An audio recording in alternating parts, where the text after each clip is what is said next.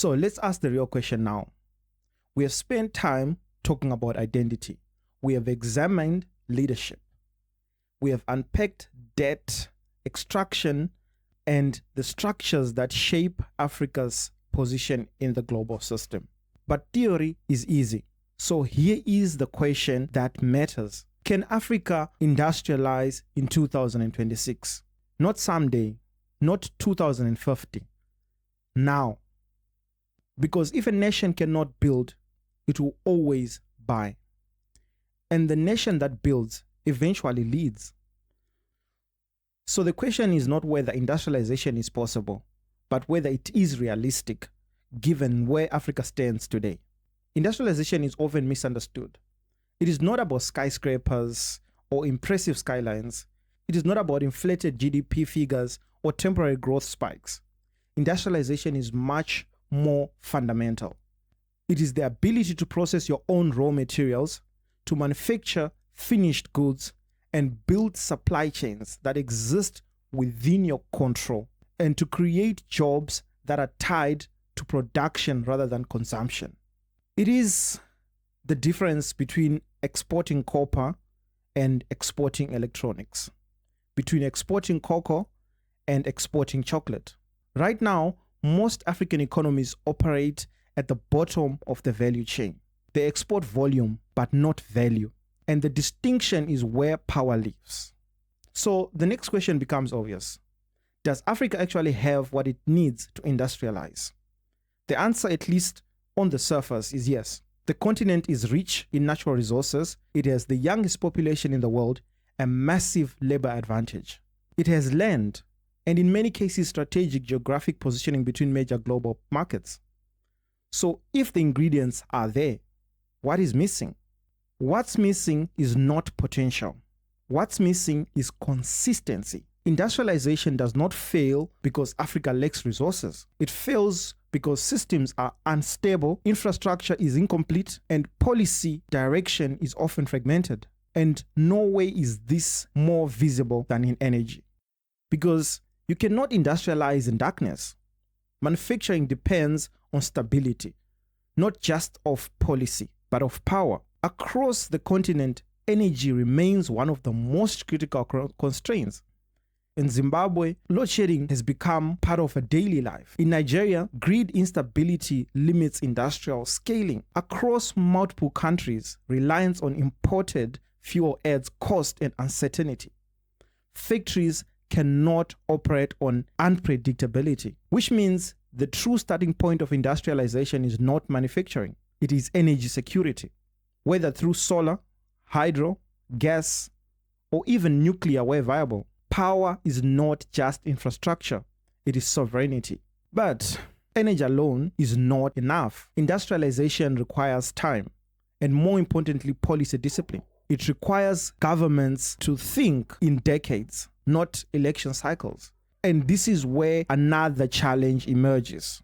Many African political systems operate within short-term frameworks, 4 or 5 years at a time. But industrialization is not a short-term project. It requires long-term protection of domestic industries, consistent regulatory environments, and strategic coordination between public and private sectors. Countries like China did not industrialize by accident. They did so through deliberate planning, protection, and patience. In contrast, many African economies open their markets too early. Local industries are exposed to global competition before they are ready. And instead of growing, they collapse. Industrialization demands patience. The question is whether current systems reward it.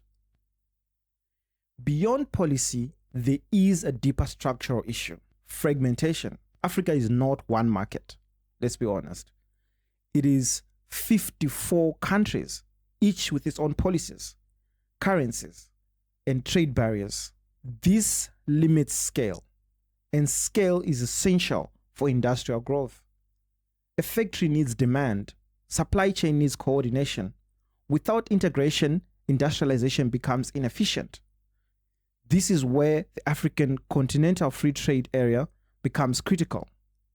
On paper, it represents one of the largest free trade zones in the world.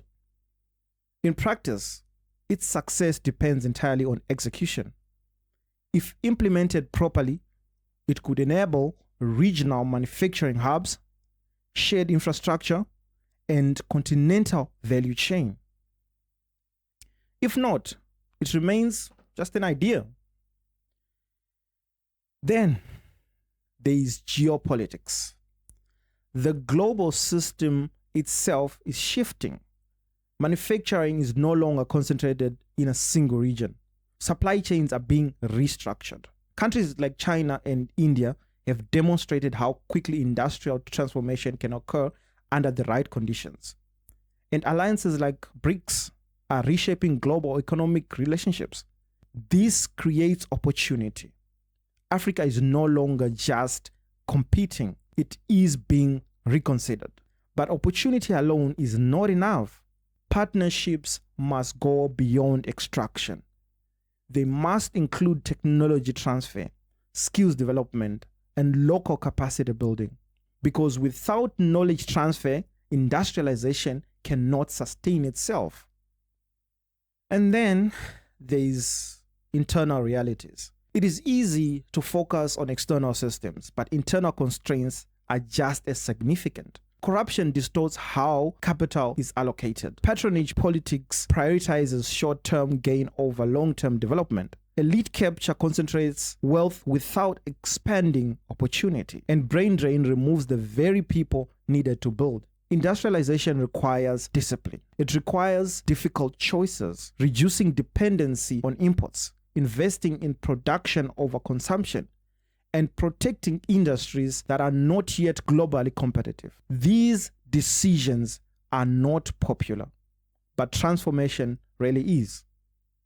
So, can Africa industrialize in 2026? If the question is whether full industrial transformation can happen within a year, then the answer is no.